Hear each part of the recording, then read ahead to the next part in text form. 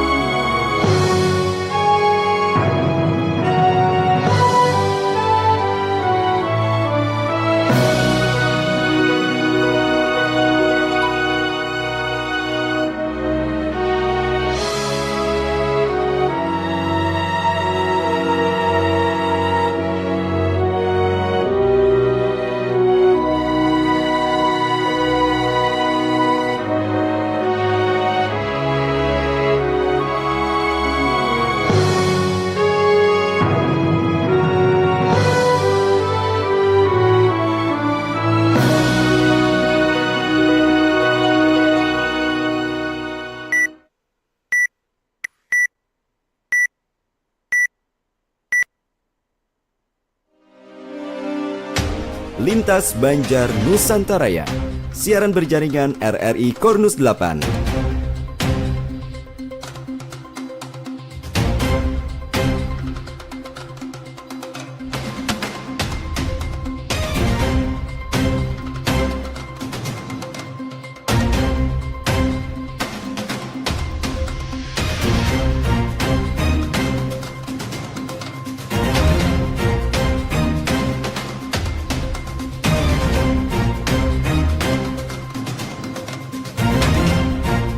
Lintas Banjar Nusantaraya.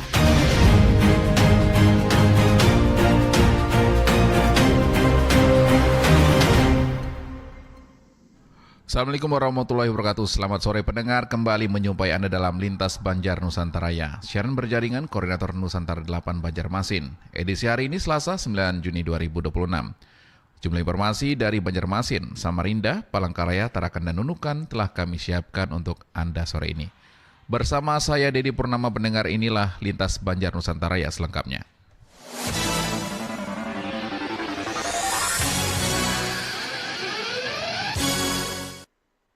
Lintas Banjar Nusantaraya kita awali dari Palangkaraya, Kalimantan Tengah.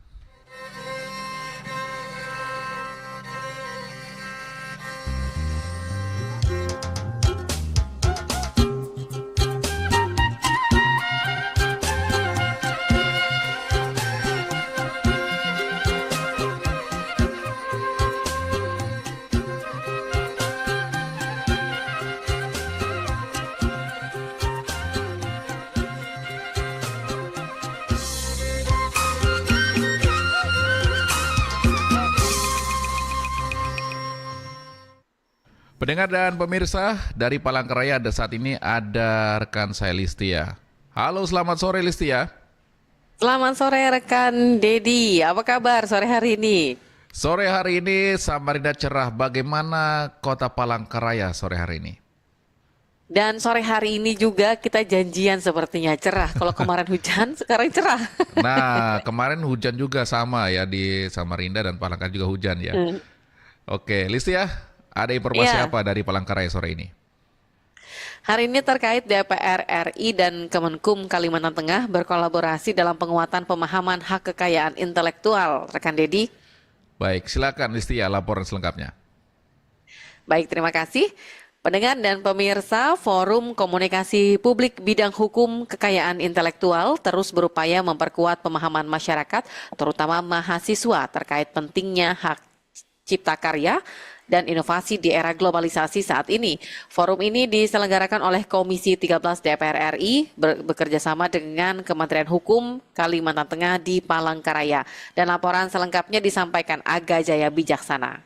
Sangat-sangat penting karena ini menyangkut tentang hak cipta, kekayaan intelektual. Komisi 13 DPR RI menggandeng Kementerian Hukum, Kemenkum Republik Indonesia melalui kantor wilayah Kemenkum Kalimantan Tengah menggelar forum komunikasi publik bidang hukum kekayaan intelektual di Palangkaraya. Hadir secara langsung anggota Komisi 13 DPR RI Daerah Pemilihan Kalimantan Tengah Bias Layar dan Kepala Kantor Wilayah Kemenkum Kalimantan Tengah Hajri Anur beserta jajaran pimpinan. Saat membuka kegiatan tersebut, Bias Layar menegaskan bahwa forum tersebut begitu penting agar para peserta memahami tentang hak kekayaan intelektual di tengah perkembangan teknologi dan persaingan yang semakin ketat saat ini. Bias Layar menyebut Kalimantan Tengah kaya akan kearifan lokal yang perlu dilindungi dengan undang-undang dan regulasi jelas. Bias Layar menambahkan perlu adanya kepastian hukum berbagai produk lokal, karya kreatif maupun inovasi yang dihasilkan sehingga dapat berkembang dan memberikan manfaat ekonomi untuk meningkatkan kesejahteraan bagi penciptanya, sekaligus terhindar dari klaim atau penggunaan tanpa izin oleh pihak lain. Sangat-sangat penting karena ini menyangkut tentang hak cipta, kekayaan intelektual yang dimana ini persaingannya begitu ketat ya. Dan karena apa? Kenapa itu penting di Kalimantan Tengah? Karena Kalimantan Tengah kaya juga akan kearifan lokal yang perlu kita lindungi dengan undang-undang dan regulasinya. Ya, penemuan apa kayak bajakah itu, ya kan? Itu salah satu. Dan ini untuk kesejahteraan ke depannya, ya. Bukan hanya kita tentang mematerikan tentang kesadaran hukum, tapi tidak. Tapi ini untuk ekonomi juga tadi, ya. Sementara itu di kesempatan yang sama, Kepala Kanwil Kemenkum Kalimantan Tengah Hajri Anur mengungkapkan bahwa penyusunan peraturan daerah atau Perda menjadi salah satu langkah penting untuk memperkuat perlindungan hukum terhadap berbagai kekayaan intelektual yang dimiliki masyarakat di daerah. Terkait dengan Perda, ini memang target kita di tahun ini kita berharap kita sudah komunikasikan dan seluruh sekda kabupaten dan kota termasuk juga provinsi, dan memang sebagian sudah merespon bahwa akan menyusun prioritas untuk Perda di tahun ini. Namun demikian kan kita ada juga pemda-pemda yang memang mungkin segala keterbatasan segala macam masih belum. Nah, ini kita terus dorong dan kita minta bantu juga Pak anggota Komisi 13 ini supaya membantu pemda-pemda itu mendorong supaya segera menyusun Perda.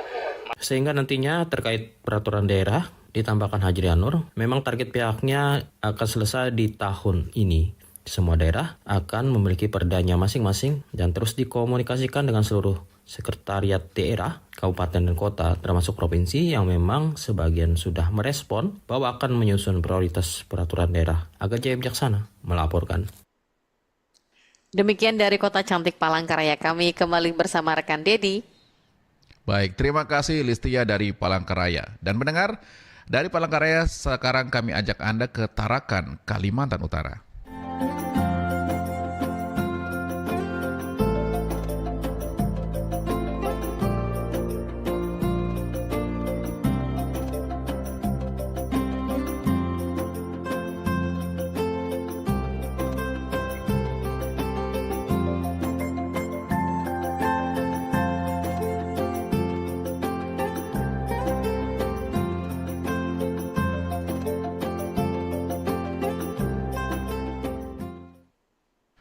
Baik pendengar, dari Tarakan ada rekan saya Reni.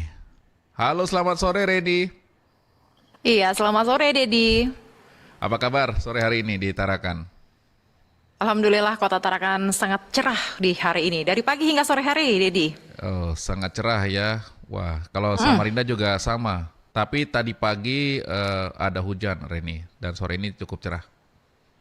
Baik, berarti Tarakan masih menanti hujan ini begitu ya? Nah, itu. Baik Reni, ada informasi apa untuk pendengar kita sore hari ini? Baik, dari Tarakan terkait harga tiket kapal Pelni tidak naik, diskon 30% berlaku 20 Juni hingga 15 Agustus. Baik, silakan Reni, laporan Anda. Baik, pendengar dan juga pemirsa, menjelang libur sekolah, PT Pelni memastikan harga tiket kapal tidak naik, bahkan PT Pelni memberikan diskon 30% yang berlaku pada 20 Juni hingga 15 Agustus mendatang. Laporan selengkapnya disampaikan Muhammad Rajab Syah. Sampai saat ini untuk tarif tiket tidak ada kenaikan. Kepala PT Pelni Cabang Tarakan, Ferdi Roni Masengi memastikan harga tiket kapal penumpang Pelni dari dan ke Tarakan belum ada kenaikan. Tarif yang berlaku saat ini masih mengacu pada tarif ekonomi resmi dari pemerintah, meski kondisi ekonomi global dan kurs dolar sedang tidak stabil. Hal itu disampaikan Ferdi menanggapi situasi ketidakstabilan perekonomian global dan Indonesia saat ini, Senin 8 Juni kemarin. Ferdi menyebut belum ada informasi dari pusat terkait kenaikan tarif kapal penumpang. Proses kenaikan tarif sendiri tidak bisa langsung naik karena harus dibahas sampai ke DPR. Sampai saat ini untuk tarif tiket tidak ada kenaikan. Dan seperti yang diketahui pada tanggal 6 Juli kemarin, ya berdasarkan surat dari Kementerian, yang mana pemerintah telah meluncurkan stimulus ekonomi yang akan memudahkan seluruh warga masyarakat yang nantinya akan melaksanakan mudik sekolah, libur sekolah, sehingga ini kiranya bisa membawa dampak yang baik kepada pembantu masyarakat, dalam hal ini bagi anak-anak yang akan melanjutkan sekolah pendidikan ke tahap yang tinggi. Lebih lanjut, ia menjelaskan bahwa pemerintah justru meluncurkan stimulus ekonomi. 6 Juni kemarin, Pelni memberikan diskon 30% untuk keberangkatan di atas tanggal 20 Juni. Kebijakan ini berlaku sampai 15 Agustus. Ia juga menambahkan saat ini Pelni hanya mengoperasikan satu kapal yang melayani rute Tarakan, yaitu KM Lambelu. Pasalnya KM Bukit Siguntang masih docking tahunan di Jakarta. Rencananya docking dilaksanakan dalam 20 hari kerja dan diperkirakan selesai 14 Juni. Setelah itu, KM Bukit Siguntang kembali ke Makassar untuk kembali memulai pelayaran. Untuk mengantisipasi membludaknya penumpang dampak KM Bukit Siguntang docking, KM Lambelu mendapat dispensasi tambahan kapasitas penumpang hampir 40%. Muhammad Rajab Syah, RRI Tarakan, terus mengudara untuk Indonesia. Demikian informasi dari Bumi Paguntaka Kota Tarakan. Selanjutnya kembali ke Dedi di Samarinda. Baik, terima kasih Reni Oktavia dari Tarakan, Kalimantan Utara.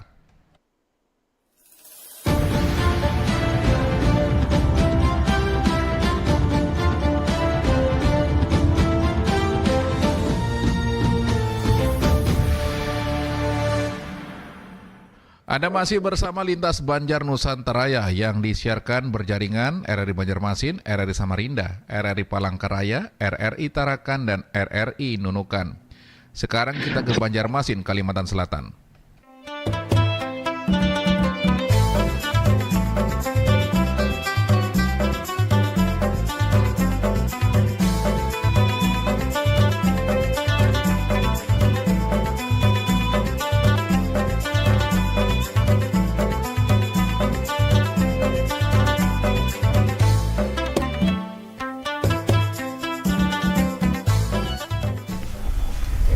Pendengar dari Banjarmasin, ada rekan saya Padli. Halo, selamat sore Padli. Selamat sore Dedi, apa kabarnya? Sore hari ini cerah, Banjarmasin bagaimana cuacanya? Sore hari ini cuacanya cerah dan cukup macet nih di depan RRI Banjarmasin, Dedi. Cukup macet, wah ini sore ya, waktunya jam pulang kerja memang ya.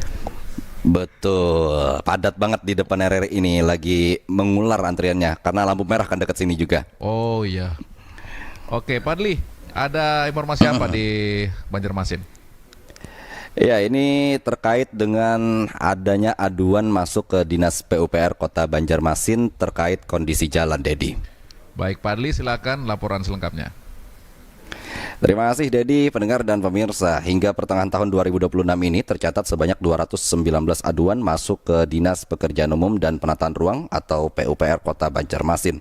Aduan yang masuk mengenai kondisi jalan yang rusak dan membahayakan pengguna jalan. Berikut laporan Juma Muhammad. Jalan itu kan pasti membutuhkan waktu pelaksanaan yang tidak sedikit kayak gitu nah. Karena dari segi hingga pertengahan tahun 2026 tercatat sebanyak 219 aduan masuk ke Dinas Pekerjaan Umum dan Penataan Ruang PUPR Kota Banjarmasin. Aduan yang masuk mengenai kondisi jalan yang rusak dan membahayakan pengguna jalan. Dari jumlah tersebut sebanyak 179 aduan telah ditangani, sementara 37 aduan lainnya ternyata berada di luar kewenangan pemerintah Kota Banjarmasin. Kemudian 3 titik jalan berlubang saat ini masih dalam proses penanganan berupa penambalan.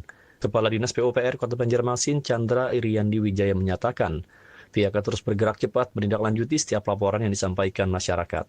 Menurutnya, laporan masyarakat menjadi salah satu acuan utama dalam menentukan prioritas perbaikan jalan, terutama pada titik-titik yang berpotensi membahayakan keselamatan pengguna jalan. Chandra mengungkapkan wilayah Banjarmasin Selatan menjadi kawasan yang paling banyak diadukan masyarakat terkait jalan berlubang. Tingginya volume kendaraan serta kondisi sejumlah ruas jalan yang mengalami penurunan kualitas menjadi faktor yang memicu banyaknya laporan dari warga. Kebanyakan untuk laporan lapor lah. Yang banyak kan yang di jalan, jembatan, ada beberapa jalan yang tertumbat, itu banyak laporannya. Jadi ada berapa laporan? Yang sudah kita tangani Pak. 179.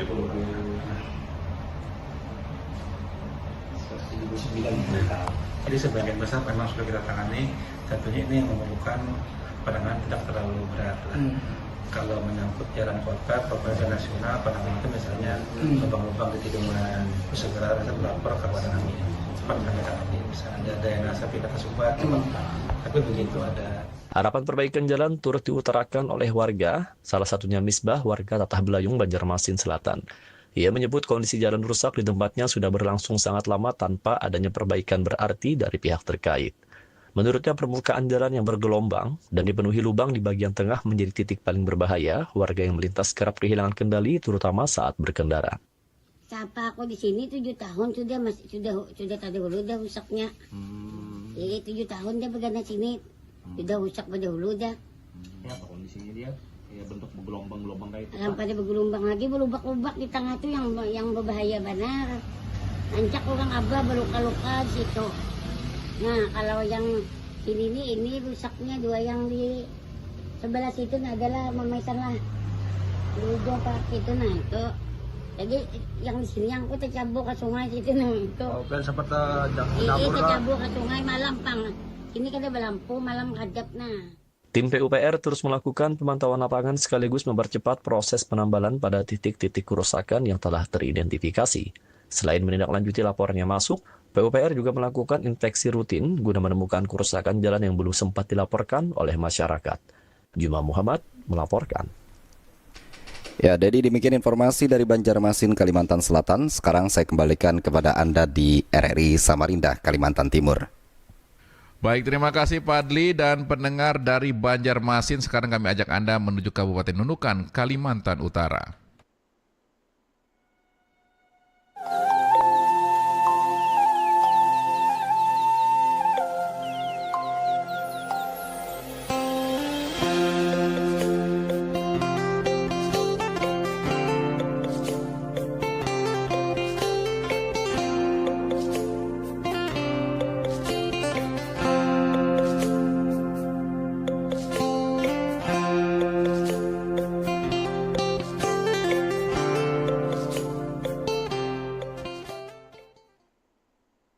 Baik pendengar, dari Nunukan ada rekan saya Syasha. Halo, selamat sore Syasha. Selamat sore juga Dedi. Apa kabar sore hari di Nunukan? Alhamdulillah, kalau kabar saya dan juga tim yang bertugas di sore ini sehat. Dan untuk Nunukan, wah mataharinya sangat bersinar dengan cerah sekali Dedi. Wah, berarti satu Kalimantan ini cerah cuacanya sore hari ini ya? Ya, syukurlah kalau gitu ya Dedi ya. Iya. Syasha, ada laporan apa di Nunukan sore hari ini? Untuk Nunukan di sore hari ini ada informasi terkait turnamen sepak bola Bupati Cup Nunukan, Dedi. Baik, Syasha silahkan. Terima kasih pendengar dan pemirsa. Turnamen sepak bola Bupati Cup Nunukan resmi dimulai, diikuti ex pemain tim nasional dan pemain asing. Mimin Muslimin melaporkan selengkapnya. Turnamen sepak bola Bupati Cup 2026 resmi bergulir dengan menyuguhkan persaingan ketat dari 19 klub terbaik di Kabupaten Nunukan. Kompetisi yang dipusatkan di Stadion Bilal ini digadang-gadang menjadi salah satu turnamen sepak bola paling bergengsi dan kompetitif di Kalimantan Utara sepanjang tahun ini. Kehadiran sejumlah mantan pemain Liga 1, Liga 2, dan ex-punggawa tim nasional, bahkan penonton di wilayah perbatasan dikejutkan dengan kehadiran pemain asing asal Pantai Gading yang turut memperkuat salah satu klub peserta. Ketua Panitia Pelaksana Muhammad Yakub menjelaskan 19 klub yang berpartisipasi telah dibagi ke dalam 4 pool dan babak penyisihan. 2 tim terbaik dari masing-masing grup nantinya akan mengantongi tiket untuk melaju ke babak 8 besar, sebelum akhirnya bertarung di fase gugur demi memperebutkan trofi juara. Para pemain profesional sengaja dihadirkan untuk mendongkrak kualitas pertandingan sekaligus memberikan hiburan bermutu bagi warga. Selain itu, momentum tersebut menjadi kesempatan langka para pesepak bola lokal Nunukan untuk belajar langsung menyerap ilmu dan mengukur kemampuan dari pemain yang berpengalaman. Sementara itu, Bupati Nunukan Haji Irwan Sabri berharap agar para atlet lokal dapat meniru skill dan jam terbang para pemain bintang tersebut. Menurut Bupati, tingginya antusiasme masyarakat dari berbagai kecamatan membuktikan bahwa Nunukan memiliki potensi besar yang selama ini hanya membutuhkan wadah kompetisi yang rutin dan berjenjang. Pemain-pemain nasional yang datang ke Kabupaten Nunukan ini untuk meramaikan. Tentunya harapan saya juga agar supaya masyarakat, para atlet sepak bola kita bisa meniru hasil-hasil atau pemain-pemain yang terbaik dari luar, bisa mengikuti, mengambil skill-skill yang ada. Selain menjadi pesta olahraga, turnamen yang berlangsung selama hampir sebulan tersebut membawa dampak positif bagi perekonomian masyarakat di sekitar. Lonjakan kunjungan penonton yang memadati area stadion setiap harinya berhasil menggerakkan sektor usaha kecil, mulai dari pedagang makanan, minuman, hingga para pelaku UMKM lokal. Mimin Muslimin melaporkan. Demikian informasi dari Nunukan. Selanjutnya saya kembalikan ke Dedi Purnama di RRI Samarinda. Baik, terima kasih Syasha dan pendengar dari Nunukan, Kalimantan Utara, lintas Banjar Nusantara yang kami akhiri di Kota Tepian, Samarinda, Kalimantan Timur.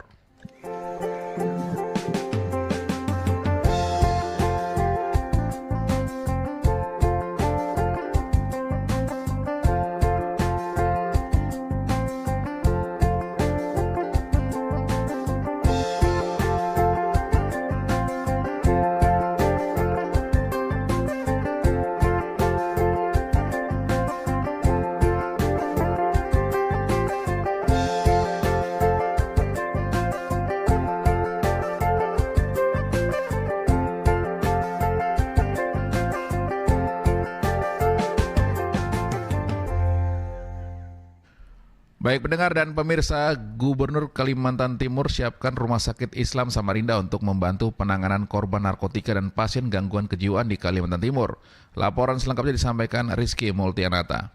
Gubernur Kalimantan Timur Rudi Masud memastikan pemerintah Provinsi Kalimantan Timur berkomitmen memenuhi standar pelayanan minimum atau SPM bagi masyarakat, termasuk di bidang kesehatan. Salah satu langkah yang tengah disiapkan adalah pemanfaatan Rumah Sakit Islam Samarinda untuk membantu penanganan pasien gangguan kejiwaan dan korban penyalahgunaan narkotika. Pernyataan tersebut disampaikan Rudi Masud di Samarinda saat menanggapi pembahasan terkait pembangunan sumber daya manusia dan persoalan peredaran gelap narkoba di Kalimantan Timur. Menurut Rudi Masud, pelayanan dasar seperti pendidikan, kesehatan, infrastruktur, serta pelayanan sosial merupakan prioritas yang tidak bisa ditawar. Gubernur menjelaskan saat ini Rumah Sakit Atma Husada Mahakam tidak hanya menangani pasien dengan gangguan kejiwaan, tapi juga korban penyalahgunaan narkotika. Namun kapasitas rumah sakit tersebut dinilai sudah hampir tidak mampu menampung jumlah pasien yang terus meningkat. Gubernur mengungkapkan kondisi tersebut menjadi perhatian serius pemerintah daerah. Pasalnya, kebutuhan ruang perawatan dan rehabilitasi bagi korban narkotika maupun pasien gangguan kejiwaan terus bertambah dari waktu ke waktu. Untuk mengatasi keterbatasan tersebut, pemerintah Provinsi Kaltim mempertimbangkan memanfaatkan rumah sakit Islam yang dinilai memiliki potensi menjadi fasilitas pendukung pelayanan kesehatan jiwa dan rehabilitasi narkotika. 3G, P4G, GN ini, Nasional Penggelapan Narkotika ini, dan peredaran gelap narkotika. Pertama, hampir saya pastikan bahwa Rumah Sakit Atma Husada tidak hanya menangani persoalan psikologis ataupun penyakit kejiwaan, tetapi juga menangani berkaitan dengan korban narkotika. Catatannya satu, Rumah Sakit Atma Husada sudah hampir tidak mampu lagi menampung berkaitan dengan pasien, baik untuk gangguan kejiwaan maupun korban narkotika, apalagi narkotika. Rumah Sakit Atma Husada juga menangani berkaitan dengan korban narkotika. Tetapi ada tetapinya. Rumah Sakit Islam ini adalah salah satu yang paling alternatif, paling dekat untuk bisa menangani kekurangan daripada ruang-ruang ataupun juga tempat-tempat untuk menangani. Pertama adalah orang korban narkotika. Yang kedua adalah penyakit kejiwaan. Salah satunya adalah Rumah Sakit Islam yang hari ini merupakan aset ini adalah milik pemerintah daerah. Menurut Gubernur Rudi Masud, rumah sakit itu merupakan aset milik pemerintah daerah yang masa kontraknya telah berakhir pada Desember 2025 silam. Karenanya pemerintah sedang melakukan koordinasi dengan berbagai pihak untuk memastikan pemanfaatan dapat berjalan sesuai dengan ketentuan. Pemerintah Provinsi Kaltim berharap optimalisasi fasilitas kesehatan tersebut dapat memperlayanan rehabilitasi dan penanganan kesehatan jiwa di daerah, sekaligus mendukung upaya pencegahan dan penanggulangan penyalahgunaan narkotika yang masih menjadi tantangan di Kalimantan Timur. RRI Samarinda, Rizky Multianata melaporkan. Pendengar dan pemirsa, laporan reporter Rizky Multianata tadi sekaligus menutup perjumpaan kita pada hari ini Selasa 9 Juni 2026. Mewakili seluruh kerabat kerja yang bertugas, saya Dedi Purnama, ucapan terima kasih atas perhatian Anda. Selamat sore, wassalamualaikum warahmatullahi wabarakatuh, dan sampai jumpa. Lintas Banjar Nusantara.